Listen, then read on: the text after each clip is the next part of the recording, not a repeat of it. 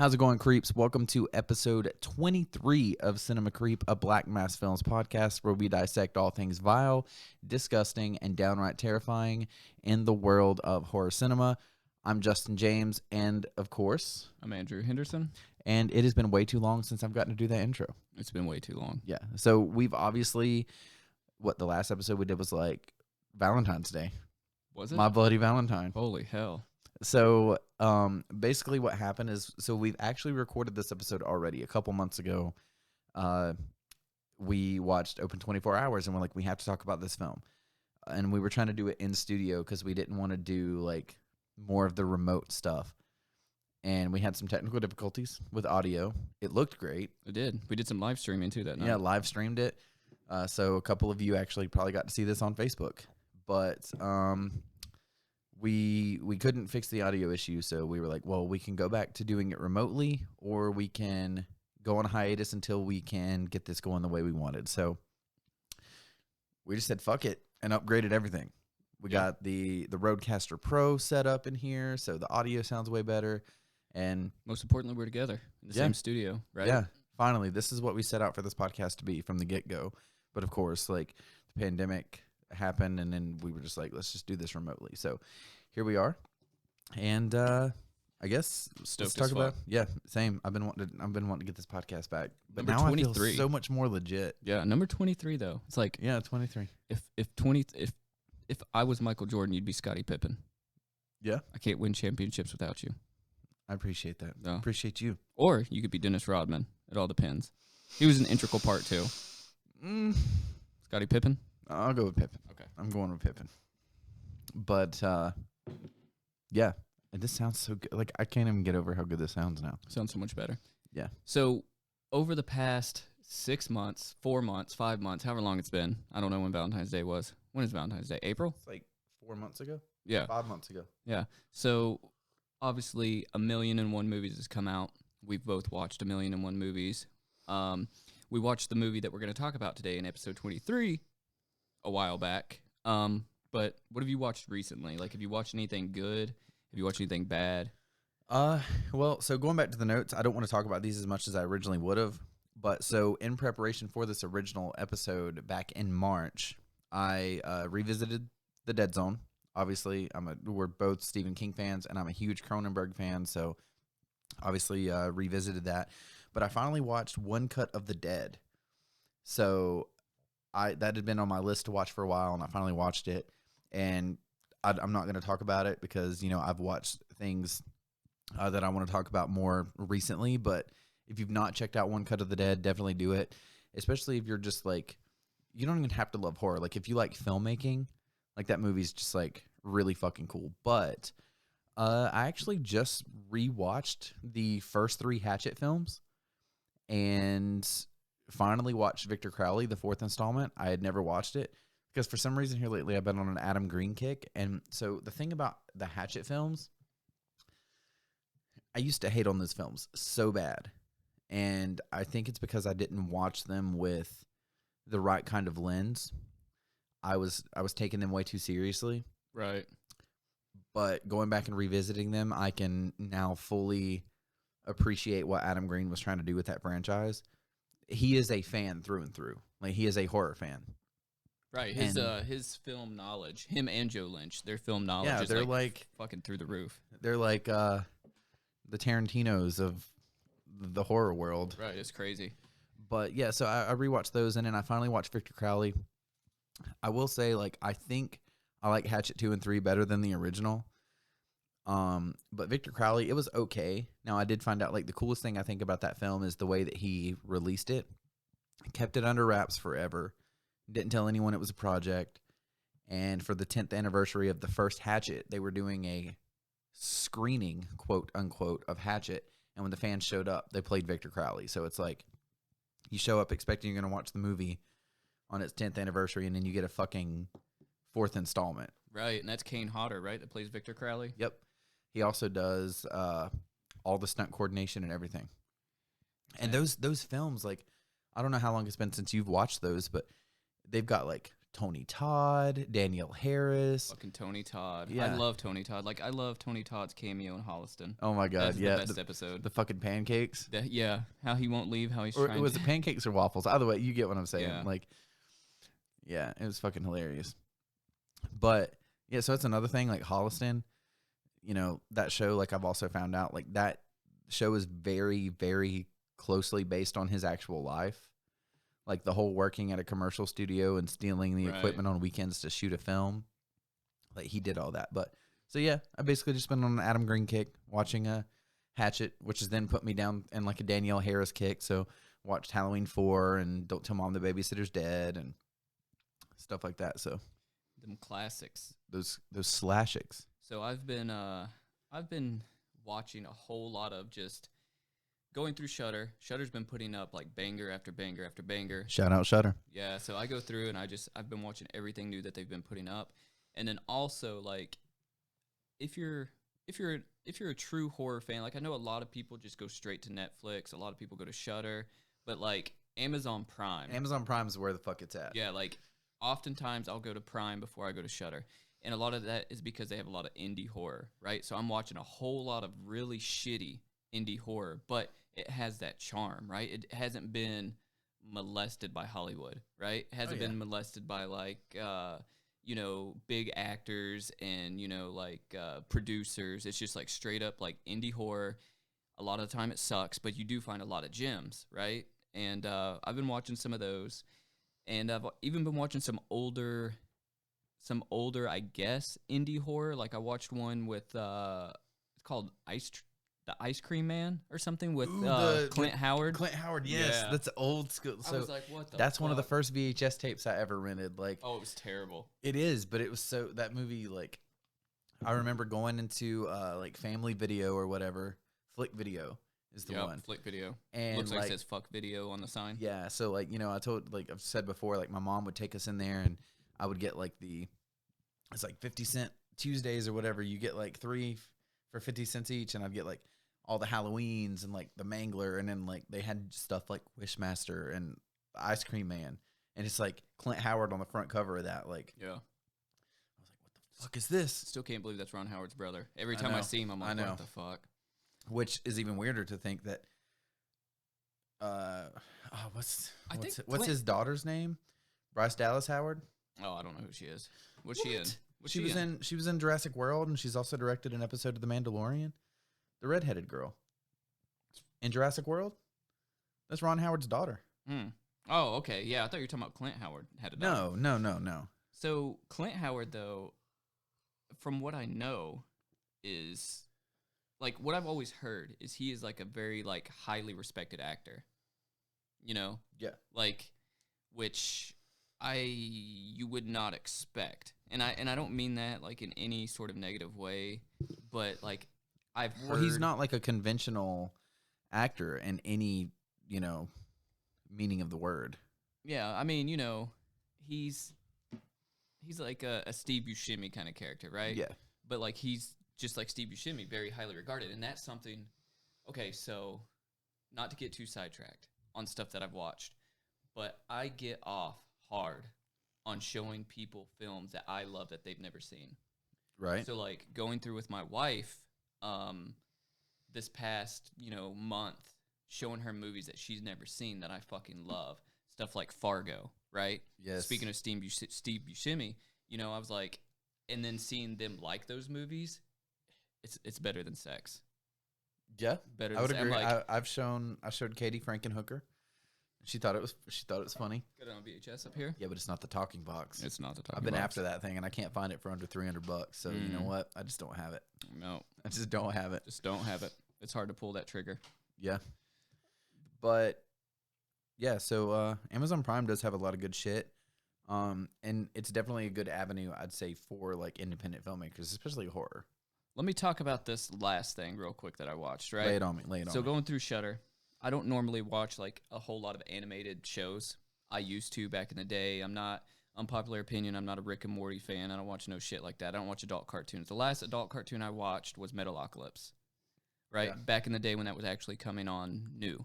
And It was like back in the days of Aqua Teen and stuff like that. right, and I mean, of course, I grew up watching The Simpsons and shit like that, but I don't actively watch animated stuff just because there's so much other shit for me to watch, right? So I don't watch a lot of these adult cartoons. But I came across Attack of the Demons on Shudder, right? This is by director Eric Power, and the writer is Andreas Peterson. And I think this guy, he animated it, he wrote it, and he does a voice in it. And it is fucking sick, right? It's just a really gory, really like solid little horror story about this town in Colorado where there's a music festival going on. But in the beginning, you see some guy performing a satanic ritual, and it basically turns people into demons. And then the demons start overtaking the town, and they go and they overtake sort of this music festival, and then you have this small group of people, like teens or whatever, trying to navigate their way through the town and not get killed by these demons. And it's just really fun. It's really fun. It's only like, I don't know, It sounds kind of like a demon, like an animated Demons, like.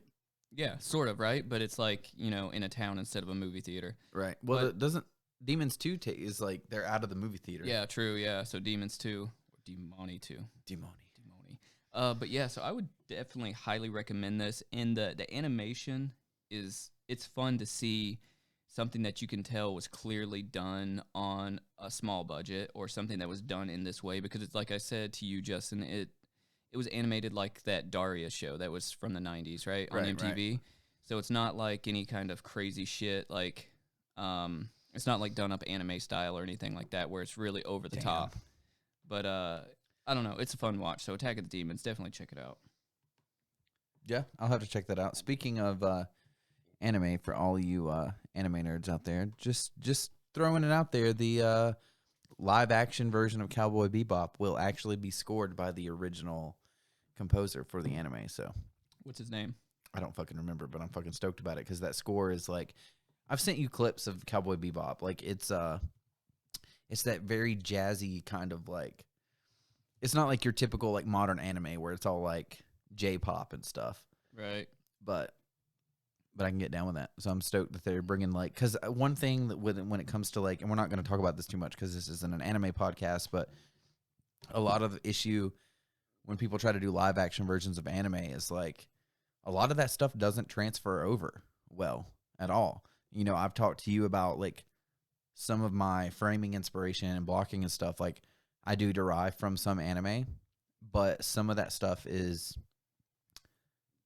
impossible to pull off in live action because of like perspective. Like when you're drawing a frame, like you can draw things to be whatever size you want. Right. But so like, you know, we've seen animes get ruined like Death Note and stuff like that, but well, see, that's the thing is, again, not being too much into animated stuff, I know I'm missing out a lot. And it depends. It's hit or miss. Like I'm not a general anime fan. Like I know the ones I like. Right. There are some people that's like, oh, it's anime, I got to get on that shit. I think had I had the time as a teenager, I probably would have gotten it because, of course, I spent time watching Dragon Ball and stuff like that. Yeah. I just didn't get deep into it because I had other shit going on, namely riding BMX and shit like that, right? But which really consumed all my time. But you know, stuff like that, like what you're saying, the way that it translates over into filmmaking and compositional, you know, like just like Japanese horror, they lead the way, right? Like, you know, or Japanese cinema, like a lot of the stuff that's coming out now, even now. That's Yoko Japanese. Kano is the guy. He used to score the. But yeah, I mean, well, like that. So I forget his name too, but the guy who did a lot of the directing for Neon Genesis Evangelion, which is one of my favorite animes, he did a lot of stuff. I don't remember his exact involvement, but with Shin Godzilla, which was the last Japanese Godzilla that came out with like 5 years ago or 6 years ago. And there's frames in that movie that are taken straight out of Neon Genesis. Right. So, but I mean, that's a lot easier when you're also, the character in your frame is like a CGI kaiju or giant monster. So, well, I mean, I could get into that shit for sure. And that's the thing about anime is I know like a lot of it is like ones like this are darker, right? And just loving horror, I know I could get into them. It's just, well, I don't know if that's a can of worms I want to open. You've got to have a suspension of disbelief just like you do with horror. So like Japanese culture is obviously a lot different. Their humor is different. So like you might watch an anime and so like Neon Genesis Evangelion is like I would tell you to definitely check that out. It's not that long of there's only like I mean you could binge that in like 2 days. But the art is really cool. There's a lot of gore, but it's not a horror anime, but the art is just fucking awesome. But there's tropes in anime that if you're taking it too seriously, it's going to turn you off. But you've also, like, horror is the same way. So. Right. Yeah, and I mean, that's the thing. You know, I'm not ready to be Naruto running around. Well, yeah. No, see, the streets I like Naruto, but I definitely, if you're not someone who's going to invest in, because Naruto's got, like, fucking 900 episodes, and then there's a whole second series after that. Right. Well, there's actually 2. There's Naruto, which has, like, 800 episodes. There's Naruto Shippuden, which has, like, hundreds of episodes, and then there's Boruto, which is about his son. So don't do that. Just check out Neon Genesis. Just do that. But yeah, so all right, well, Attack of the Demons. Check it out. Yeah, check it out. So episode 23, Justin James. This should have been episode 24. It should have been, because we are talking about Open 24 Hours. Then I would have made a Kobe Bryant reference. Yeah. Was he number 24? What the fuck was his number? Was it 24? Now I don't remember. Look that shit up. Was it 4? Look that, you're just all with the basketball Yeah, references. my shit tonight. is all. I don't even watch basketball anymore. I used to be a huge NBA fan. Did you know that? Huge. I kind of gathered. You were especially talking about that Michael Jordan documentary a lot. Yeah, 24. All right. So, yeah. So, Open 24 Hours. When was this released? So, Was waiting it for my 2018? notes. It was 2018 or 19. I know it was filmed like, I think a year, because it was filmed in, It was overseas somewhere, right? yeah, it was overseas. Let me get my notes back open. So, Open 24 Hours, guys, is on Shudder, and it is, real quick synopsis is, after setting her serial killer boyfriend on fire, a paranoid, delusional woman gets a job at an all-night gas station. 2018, kind of 2020 is what I put in the notes, because I remember, I think, reading that it was in like post-production hell. So it was filmed in 2018, but it didn't come out until 2020. Right, and apparently Padraig Reynolds came up with the idea for this film in 2009, so he was sitting on it a while. Jesus. Right, so this dude, like, super talented, because the way this movie looks is fucking just I love the directorially, visuals like, of this, yeah. crazy. And actually follow this dude on Instagram. He doesn't have a whole lot of followers either. He's not like Emmanuel Lubezki, who has like a million followers, right? Yeah. It's just this dude is like, I don't know, maybe in the thousands, which is crazy for like how fucking I'm gonna catch him. yeah, for like how just visionary he is. Like, his shit is awesome. So let's talk about this a little bit. Well, so this film, like, this is again one of those films. Like, I kept seeing it on Shudder, and then I think you watched it first. Yep.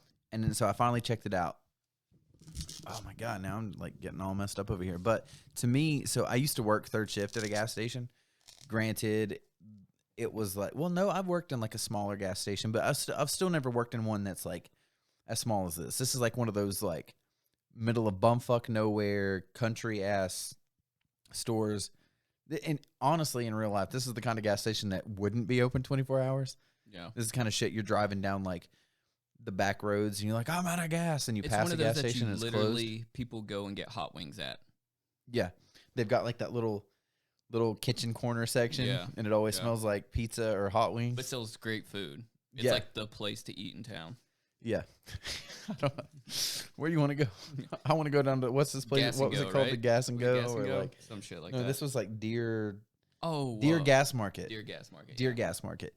But so basically, her boyfriend's like a fucking psycho, and he kills all these women, and he forces her to watch, and then she finally has enough of it, and she tries to like set the house on fire. Well, he goes to prison, and she's out on probation, right? Yeah. Yeah, so because she was like being held as like an accessory or whatever. So, but the deal is that she's got to find a job. So she gets a job at this little shitty ass gas station, and he's essentially like You can fucking start tonight. Start tonight. Yeah. Don't you wish shit really worked that way? Yeah, and she didn't even go home. She applied during the day, got the job, didn't even go home and go to sleep. Yeah. And then she worked all night. Yeah. But so then essentially, so she keeps having these visions. Like she's got, she's obviously got some like PTSD, and she's got a lot of hallucinations and some deep psychosis shit going on. So she keeps like seeing visions of him and thinking that he's really there. So that's one thing about this film. Throughout the movie, there's several occasions before everything like hits the fan where she thinks that he's there. She thinks he's in this gas station.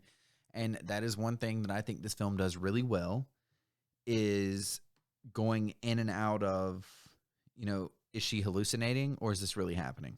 Yeah, they definitely try to pull the wool over your eyes in a lot of the things because you don't really know, you don't really know, you don't really know if, like you said, if she's hallucinating, if it's really happening. And I don't know. Like, I mean, to me, that's a testament to the writers, right? Well, it's the writing and the way it's cut together. It just, you genuinely, like, you feel for her. You're like, okay, because there's a couple occasions where, she's freaking out and she's trying to, like, act like she's normal, but her probation officer's there. And it's like, you got to get your shit together. And now she's at the store. She starts getting weird-ass phone calls. And then it's the mother of one of the victims. Let me make this clear real quick because you just mentioned something. Make it clear. I'm nailed to the X. Yep. So, you notice how nothing starts going wrong until those underage kids come in with a fake ID and she sells them alcohol. And then immediately after, boom, she gets the fucking first phone call and everything changes. So you think that was intentional, or you just think that's something that you just, like, subconsciously thought about and was like, that's fucking cool? No, I think me and Padraig Reynolds are like, we're there. Well, even if that's not the case, it still also kind of gives the... He's throwing coffee around over here. I think it still, even if that wasn't done that intentionally, it still gives a nod to, like, there's the horror tropes of, like, being pure. Once you start, like, having sex, doing drugs, drinking alcohol, that's when shit starts happening. So she was never pure, though. Like, well, yeah, I guess she was trying to be. True, but then she sold that dude. It wasn't even, like, the ID didn't even look like that dude. It was like his fucking uncle. But so speaking of the way that this was cut together, to bring it all full circle for you, Ed Marks, the editor, he cut Jeepers Creepers 1 and 2, Frozen, Wrong Turn, and Hatchet 2 and 3. So Frozen, shit. Yeah, So, yeah, Frozen, Adam Green, yeah, Adam Green kick. So yeah, so I mean, it makes sense that you like the way it's cut together because you're an Adam Green fanboy as of late, right? As of late, yeah. I mean, I've always liked Adam Green, but not like. I mean, here lately, You've highly respected him as of late. Yeah, I've highly respected him, but here lately, I'm like, I went back and watched Hatchet, Frozen. What's that other one he did?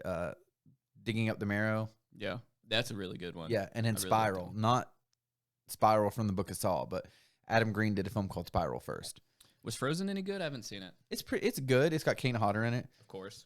Like, so that's we'll do a whole different episode like on Adam Green or something one day, but yeah, it's good. It's good. It makes me not want to get in a ski lift, but. And one of my other favorite things about this movie is Brendan Fletcher, right? The dude that's from Freddy vs. Jason. Yeah, Freddy vs. Jason. And Rampage, right? Rampage, yep. Rampage was sick. Dude's a crazy not good actor. Not the Rock Rampage. No, this one he basically buys a whole lot of like military gear online to basically shoot up the town or something like that. I can't remember. I watched it. So I watched this back when you had to get Netflix DVDs through the mail. Yes, back in the heyday. Yeah. So that's when I watched it. So it's been a minute. I'd like to revisit it, but I remember really liking it and really liking him as an actor. I've never, I don't think, watched the whole thing all the way through, but I've seen clips from it. It's essentially like, for any of you that play Grand Theft Auto, whenever you go on your, like, rampages through the city, and you're like, I'm not, fuck the missions. Like, I'm just going to see how many people I can shoot. How many stars can I get? Yeah, how many stars can I get, and then can I get away? Like, that's essentially what Rampage is. Yeah. So it's a solid movie, though. And simply because he's a good actor, right? Brendan Fletcher, even in this movie, like, he plays his role, like, so good. Like, I was even, like, just the stupid scene where he's in the truck and the truck starts breaking down and he's singing. It's like so him. He's like, I'll take you there. It's like, well, even so when he comes in and he's like grabbing the bags of chips and shit, grabs the pickle or the pig's tongue or whatever. Pig's feet. Yeah. Or is it? It's a tongue. Yeah.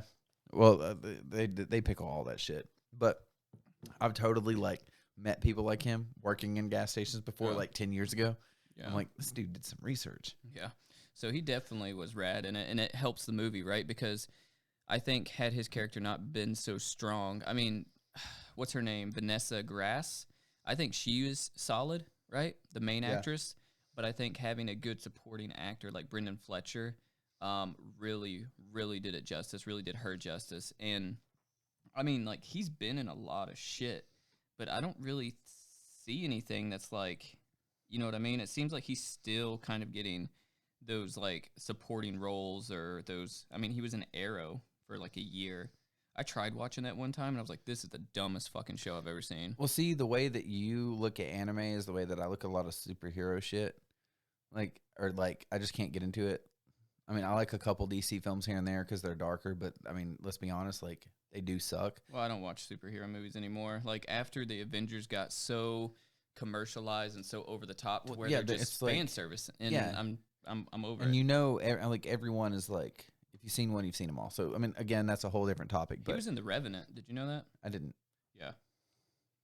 He plays the Fry Man in The Revenant. The Fry Man. Yeah. Which again is a great movie, and that's you know. Yeah. Now, I mean, so we are praising this movie a good bit, but let's talk about there were a couple things that I that threw me off. And now, granted, I have not watched this film since, so that's why I think this episode is interesting. Like, it's cool to sit here and talk about a movie that we've actually not watched in a couple months. Yeah, like 5 months. Because we watched it and we wrote these notes, and then the episode got scrapped. But I did put this in the notes, and now that I'm thinking back to it, so there's like continuity weird things, right? So like, you've got the mother of one of the victims that shows up. She's the one that starts calling her. Right. And then she shows up and tries to kill her in the gas station. I was like, this was this girl's first night. Like, she got hired that day. Like, how the fuck Yeah. does the mom know that she's working at this gas station? You know, word spreads fast in town, little towns. I don't know, man. That town looked like it literally had a gas station and like That's what I'm saying. there was a cafe. That's it. There's one place to work, man. If she's here and she's got a job, she's working at the Deer Gas Market. It's like Twin Peaks with the double Yeah. R. Yeah. Yeah. That's, I mean, you know, small little place. But you know, I mean, that's something I originally picked up on too. I was like, yeah, how the hell does she know, right? Yeah. And Oh, and then yeah, so Mary, the main character, already knew who that girl was, or who that woman was, but tells the parole officer that she was confused. But so like, remember the woman's trying to kill her, mm-hmm. and she tells her, she's like, you know, I'm the mother of so and so. Like, I'll kill you. Like, you're gonna pay for what you did. But then the parole officer shows up just at the right time, Deus Ex Machina, Yeah. and shoots the girl before she kills the main character, or shoots the woman. And then he's like, "Who the fuck is that?" And the girl's like, "I don't know. She was confusing me." It's like She was confusing me. Well, she literally tells it like, "I was confused by what she said. She said this, and I don't know what she meant." And it's like, she just fucking told you. I mean, that's one of those things where, like, when you get caught with something and you're like, "It ain't mine," you know? Yeah. Like, what else you gonna say? You know? Yeah. She was confusing me. You Yeah. shot her 6 times. Yeah, I shot her. God, we got to put that on this little button Yeah. right here. You shot her 6 times. Yeah. But I don't know, man. Like, overall, like, all the continuity issues and stuff, I still fucking loved it. And the reason, definitely. the reason I recommended it to you, and I recommended it to you, to my wife, to anybody when they asked me about, hey, what's a modern horror movie that's good? This one comes to mind with a few others. But I immediately say this one because this reminds me of a time in my life where I was sneaking into films, Eating pickled pig tongues. eating pickled pig tongue, sneaking into the theaters, right? And watching the teen screams of the early 2000s, right? In the late 90s. So movies like I Know What You Did Last Summer, I Still Know, Scream. Well, like, this killer does have that aesthetic. He's Right. got like the rain jacket. yeah, he's just missing the hook, right? Yeah. So, you know, it reminds me of that time period in my life, and it made me excited like that, right? Because I was like, oh shit, this is a story just kind of like that. And I don't know if people get as excited as I do about watching movies that are filmed mostly in one location, but when I see a movie that's filmed mostly in one location, I'm like, fuck yes, this is going to be like... Well, that's what I was about to say. Like, that's always hit or miss, but I think this movie fucking killed it. Because the problem with a lot of those is it's like, well, why don't they just leave? But in this, like, she tries. Like, there's a couple times where she's like... She goes to that junkyard or whatever, Yeah. but then comes right back. Yeah, because, I mean, she's basically, like, corralled back. Yeah. And then it's like... Well, no, she comes back because the cop. Yeah. Like the cops are on the way, and she thinks she's getting out, and then like the truck driver shows up. So the thing is, so like she's working third shift, and then her ex does show back up. He did get out of prison, and he's trying to kill her. That's the only shitty part about it. The whole movie is how he got out of prison. Like all of a sudden, this guy fucking gets out. And Yeah, they never knows, explain that. He knows where she works. Exactly. Yeah. So that's So- yeah. So like I don't know how that, but it's a movie. We He's were like, just her, talking about her fucking sorry ass can only get one job in one place. There's only two. Well, maybe Dear there's only gas two market. places she can work. She can work at this cafe, the or she can work Playhouse here. or Deer Gas Market. And I know she ain't working at the I know Playhouse. she ain't there. Yep.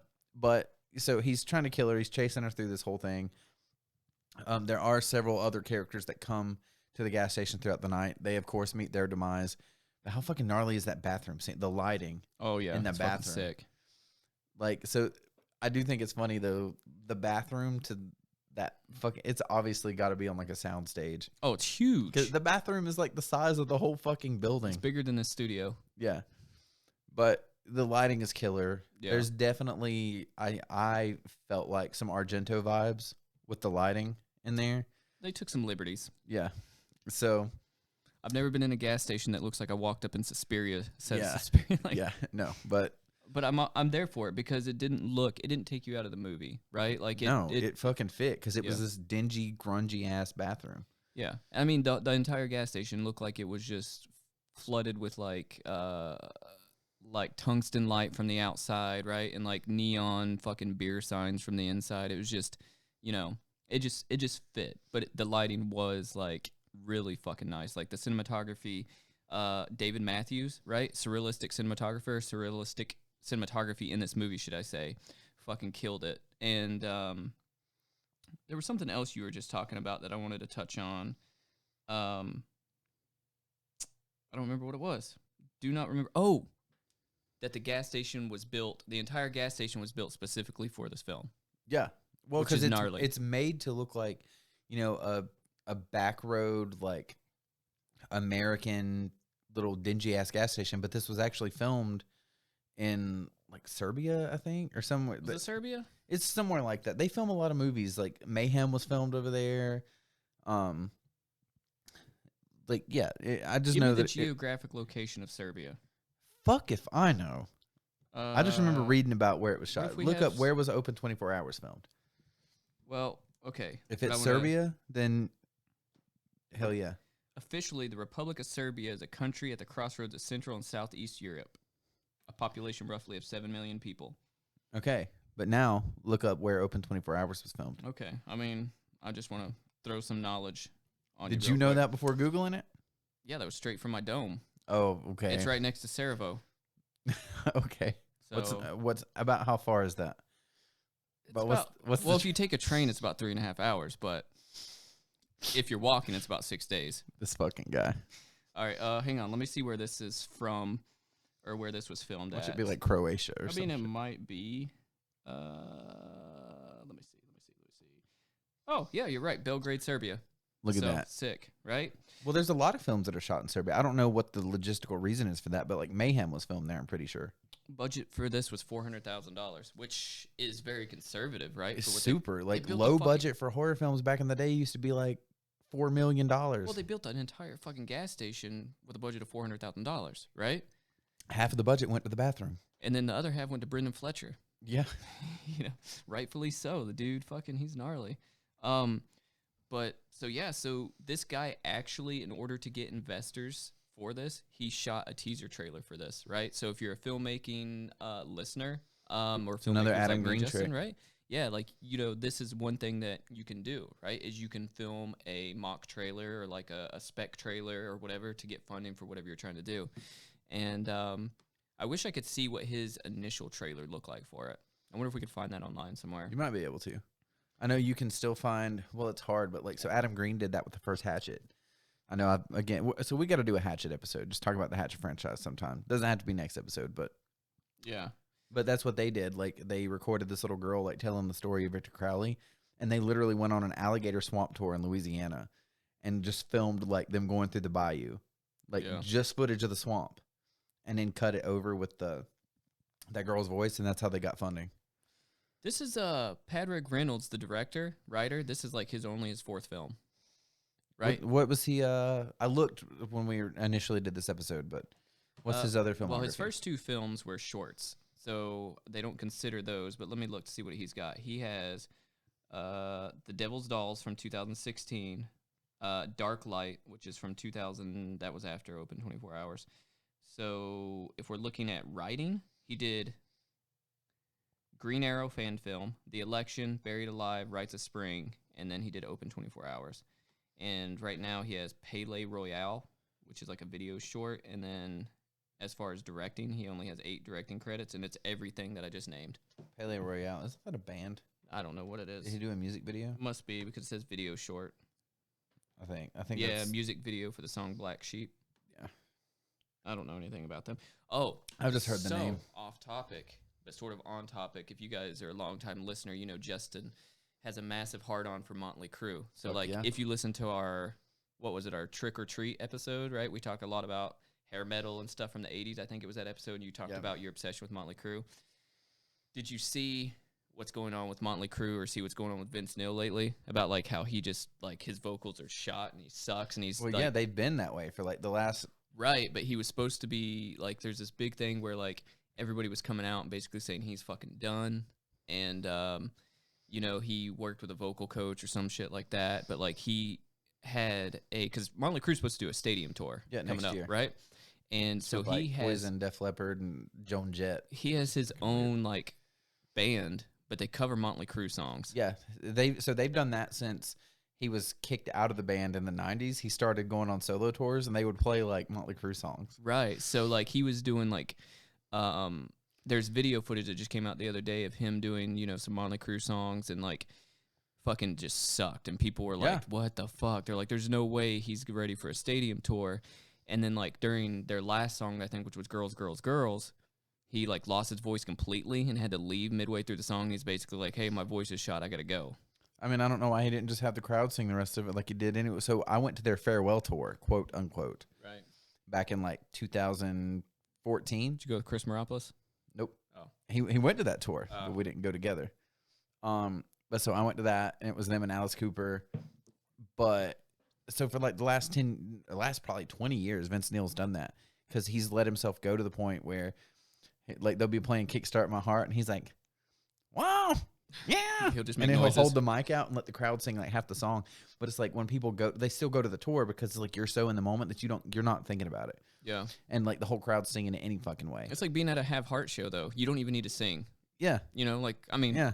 Obviously, Motley Crue and Have Heart, they're totally different. But I mean, yeah, like, but I will tell you though, the hardcore music community, they know every single word to every single song. And like, if you watch a good hardcore show, like a band like Have Heart or somebody like that, you don't even have to. The singer doesn't even have the mic half the time because the crowd is they're head walking up the stage to get the fucking mic, and you're not even gonna have it. And it's funny you bring that up because I think the reason I've been on such an Adam Green kick lately is because Adam Green and I share a very similar thing in that Motley Crue was to me what Twisted Sister is to Adam Green.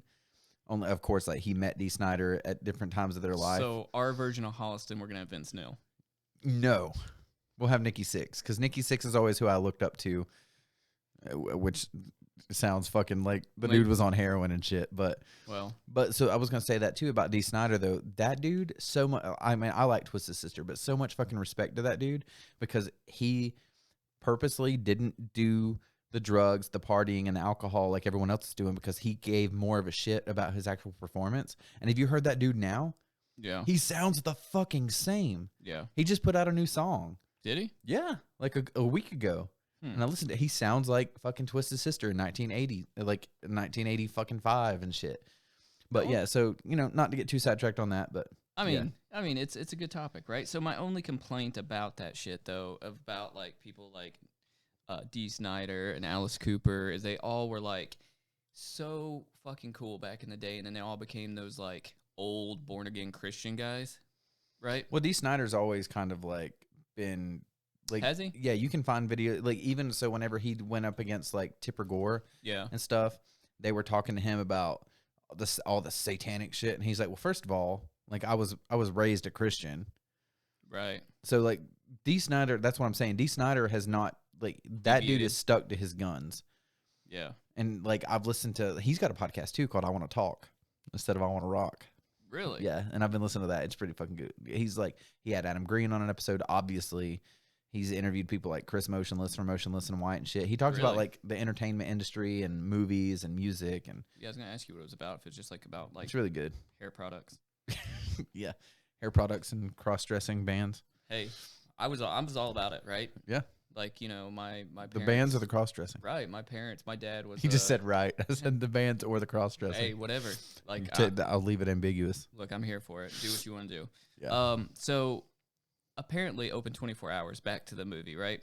It won a best special effects makeup, which it should have, right? It was fucking. It had a. I think that like there's a couple times where you can tell like, okay, that was some visual effects stuff, but there's a lot of practicals in this. Right, and that was Josh Russell that did that. So he's done movies like Would You Rather from 2012. I enjoyed that film. The Jeffrey Combs. Ritual from 2017. I fucking enjoyed that shit too. Yeah, which was good. And what else did he do? Let me see. Most recently, looking at his IMDb, Never Forgotten, which is in post, Till Death, which just completed. So check his shit out. Like, I mean, he did a lot of NCIS stuff, you know.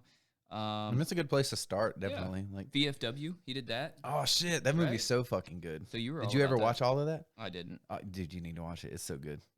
So, talking about not just open 24 hours, but circling back to what we were talking about at the beginning of the episode, showing people movies that I love. So, like, right now, I'm going through, like, werewolf stuff, right? Mm-hmm. So, my wife had never seen American Werewolf in London, and I'm like, what? She, of course, has seen the transformation scene, right? Like, well, you've got to. But she's never watched the movie in totality, and I was like, okay, we're going to sit down, we're going to watch it, and she fucking loved it. And again, to me, that was like... Like, I don't care if you disagree with me, you're wrong. That is the single greatest werewolf film of all time, followed by The Howling. She watched The Howling before that. She said The Howling was kind of more of like a slow, like, I mean, it is, right? She talks about Joe Dante like that. I mean, The Howling's sick, right? Like, she liked it, but it wasn't fucking...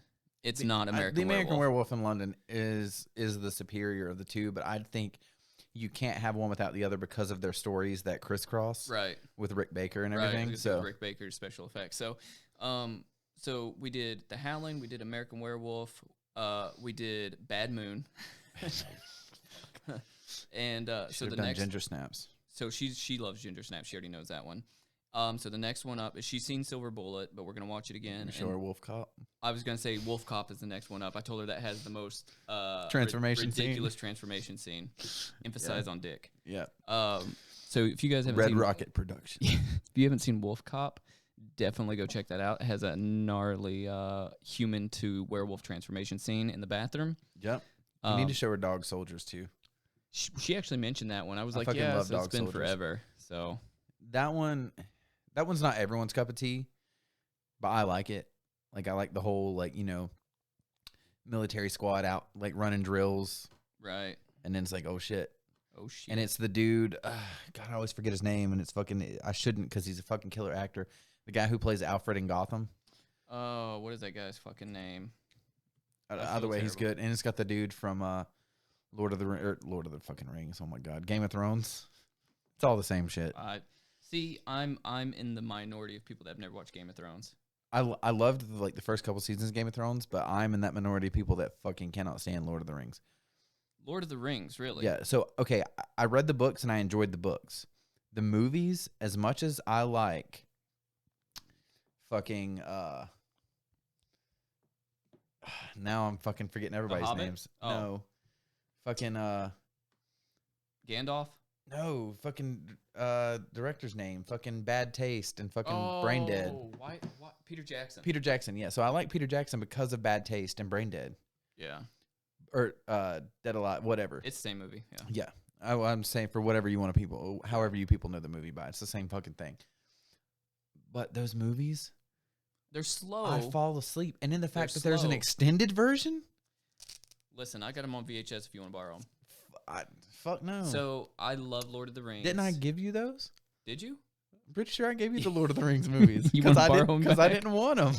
So I love Lord of the Rings, but I like the Hobbit movies that came after better, right? I mean, I think the Hobbit is actually the prequels to Lord of the Rings. Yeah, and look, I can appreciate them. I'm not saying they suck by any. They're slow. And yeah, they're slow. Like I'm much more like. I think there's two types of people. There's Harry Potter fans, and then there's Lord of the Rings. And I just happened to grow up in that window when like the first Harry Potter book came out, so I gravitated more towards that. Right. And in that, I'm just like Lord of the Rings. Like I would This just is rather too watch. adult for me. Well, no, it's like I want to play Quidditch or whatever the fuck Quidditch. or whatever the fuck it is. Listen, You know what I want to do? I want to go on a magical adventure and fight fucking people with swords and shit. So you go ahead. yeah, there's a movie for that too. It's called Star Wars. You ride your and broomsticks I around. like it way more than fucking. Don't get me started on Star Wars. Fucking love it. But Yeah, don't let me call Emery in here and school everybody on Star Wars trivia. we need to have him on an episode. Do a whole Star Wars fucking thing. Oh yeah, he would fucking. You don't even know. Not for the sake of like quizzing each other. Just be like, Yeah, talk because about I'm Star sure he Wars. knows shit that I don't, and then there's shit that like came out when I was a kid, like alternate universe stuff that they've tried to like wipe under the rug now that I can tell him about, and he'd be like, wait, what? No, I'd be he like, pro- yeah, go Google that shit. They tried to like Disney's trying to hide it all now, but it's Yeah. out there. That's It's what out there. Disney does. They Yeah. hide their dirt. Yeah. So open 24 hours. You know, Wrong Turn. That's a Disney franchise now What? because it's owned by Fox, Oh, it and is, Disney yeah, owns yeah. Fox. There we go. See, I'm going back to the Adam Green and Joe Lynch shit. Well, I mean, if you're talking about that, I mean, you can look at like wasn't The Omen? The Omen, all that Yeah. shit, all that CBS Fox stuff. Yeah. So I mean, you could go with all kinds of horror movies there. Yeah. All right. So back to Open 24 Hours. Sick. Sick Definitely- fucking film. Definitely check it out. Writing's great. Brendan Fletcher. Cinematography's great. There is some fucking continuity fucking issues. But how about like, okay, what was your favorite kill out of this film? My favorite kill. I'd have to actually think back to what the kills were. So you tell me yours, and it might So spring my mine memory. is the first like actual on-screen kill in the movie, and it's her friend that drops her off at the job. And she's sitting in the parking lot, and the reason yeah. why is because it's fucking out of nowhere. Yeah, You're like, okay, she just got dropped off at work. yeah. And it's like, surprise, motherfucker. But the thing is, they've done the thing now where they bounce back and forth between is this real or a hallucination? Right. But this is one of the first moments that you see her ex outside of a situation that she's directly involved in. Right. So you know it's not a hallucination. He walks up, and what does he do? I mean, I remember her friend She's sitting like in the car, she's but about to smoke in the car, and he fucking like, I think he's fucking hits her with the hammer, remember? oh yeah, the hammer, yeah. So, yeah, that's my favorite one because it's just so out of the fucking.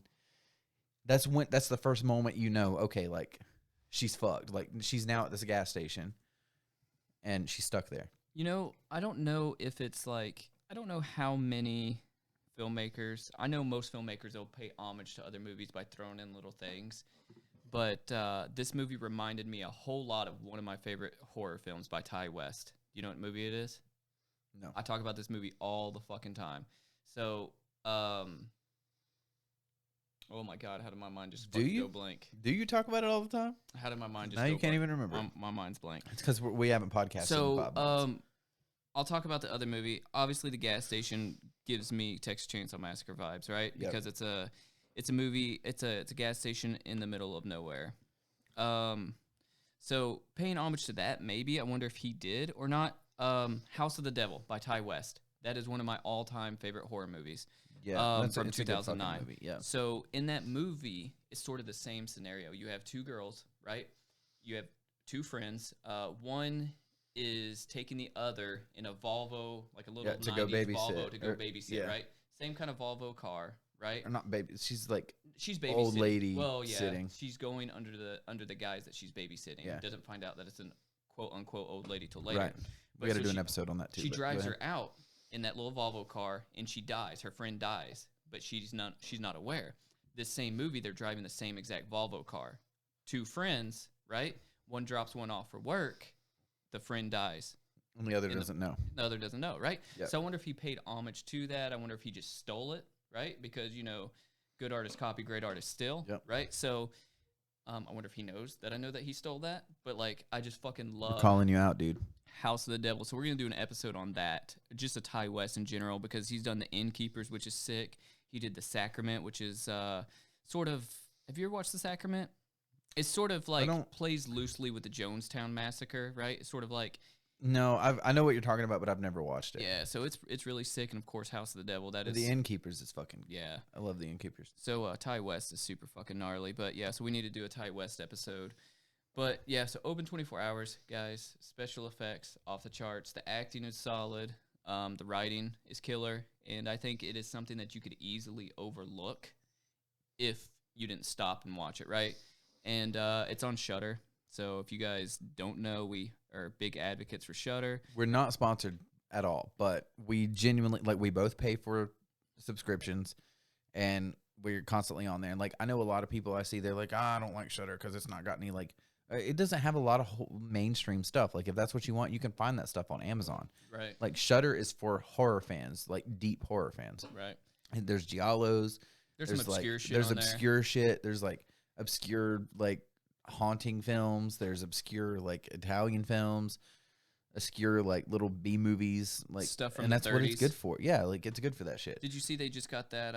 It's the Criterion fucking horror version.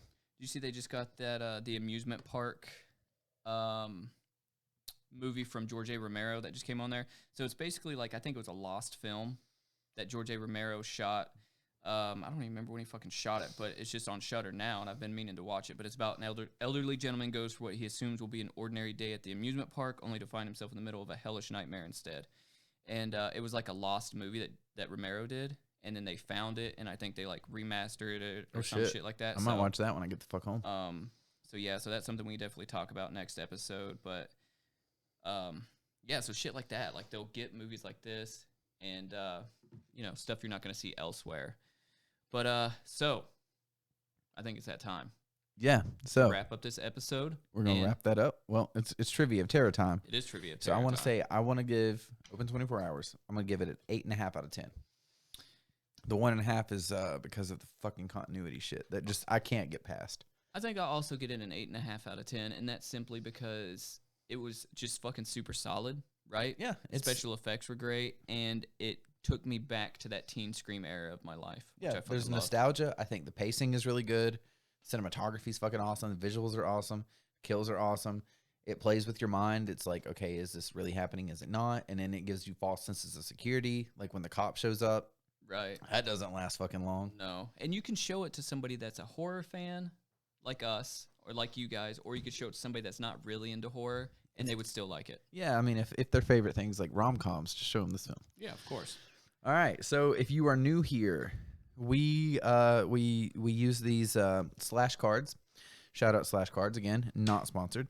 And we ask each other 3 trivia questions. And we've got about 30 seconds to answer them. Now, the joke, we just talked about this before we started filming, is between the two of us, we make one, professor of cinema. Because it's always funny, the questions I ask him, I'm like, these are going to be easy. Because they're questions I know the answer to without looking. And then he doesn't get them. And then he tells me, he's like, oh, come on, you got this. It's easy. And then it's a question I missed. So, right. Our horror knowledge is split up in 2. So, hopefully tonight we got the cards. The cards are in our favor, so. You want to go first? Yeah, I generally want you to know these. Yeah. For the I don't want you to embarrass yourself. All right, so you got the timer here. So what is it? Is it 30 seconds per question, or is it 15? It's 15, right? No, we'll go 30. 30, because 15's a little All right, so here we go. Are you ready? Yep. Who directed Saw from 2004? 2004? Oh, that's James Wan. Damn, okay. All right. All right. You answered that in a second and a half. Yeah. Ooh.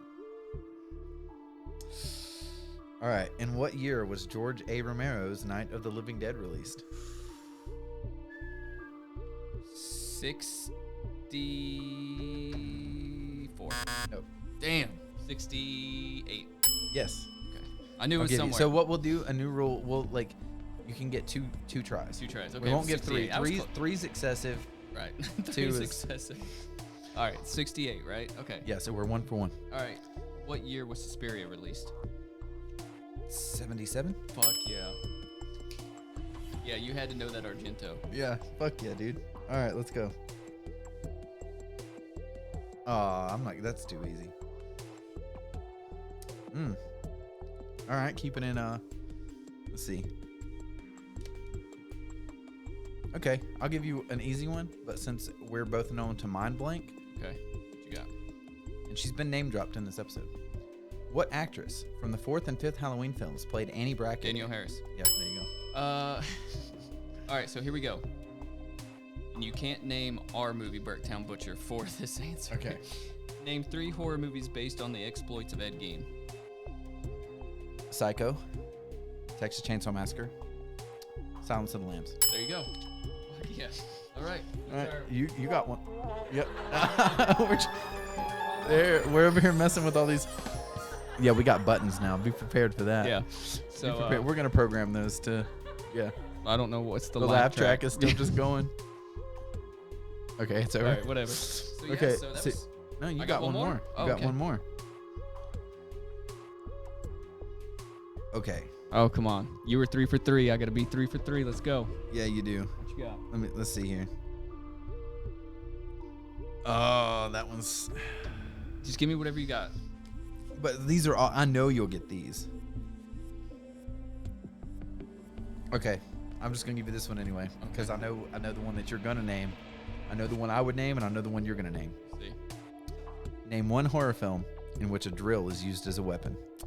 Driller, killer. I knew you were gonna say that. I would have said Slumber Party Massacre. If you guys are, I think that's been asked on this show before, but we're still. If you guys are a long time listener, you guys know that I am obsessed with Driller Killer, and if there's a very small list of films that I think should be remade, like horror films, and I think Driller Killer is one of those.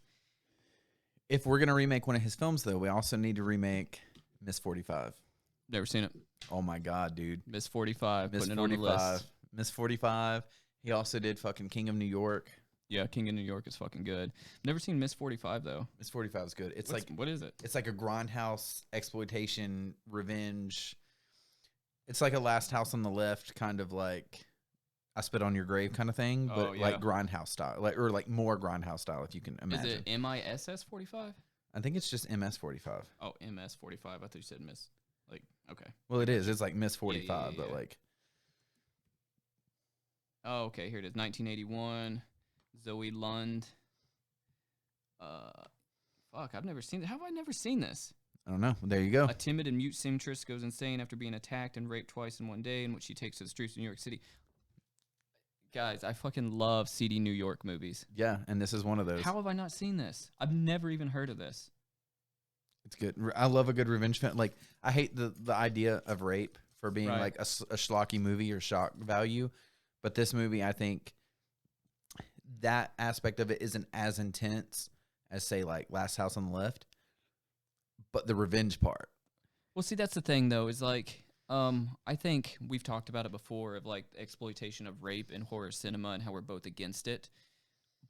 But when it comes to the fact of it's a reality of life, and I think it's like 3 out of 5 women have been raped, you know, which is fucking disgusting. And when you have movies like if this is like what you're saying it is, to where like the woman actually gets revenge. Yeah, she's going on her. It's a revenge tale. It's not a rape tale. Right. It's so fucking revenge. That's fucking. That could be empowering in a way, right? Yeah. I mean, in a way, right? So I don't know. Like, I mean, something like that does have its upside, as you know, like you said, unlike Cunningham's Last House on the Left, where it's just like yeah, that's pretty like right. I'm just trying to push we're trying to like push your buttons there. Wait, that wasn't that's Craven. That's Craven. What am I thinking? Why was Good old Wes Craven. Yeah, I wasn't thinking of I Spit on Your Grave. Yeah. But yeah, so that was it. Episode 23.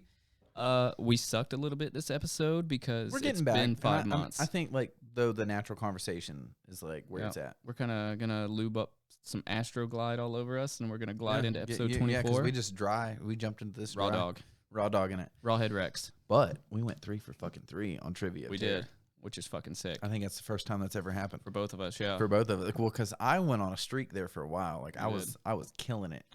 Yep. And then you were like, you know what? I had to break you like a wild stallion. I'm swinging for the fences now. I had to break you. Yeah. Like Black Betty, Bama Lamb. Yeah. But you can go check us out on Instagram, Cinema Creek Podcast, and on Twitter, Cinema Creek Pod. We've been inactive on there because, well, we've not been podcasting. But I'm about to change all that.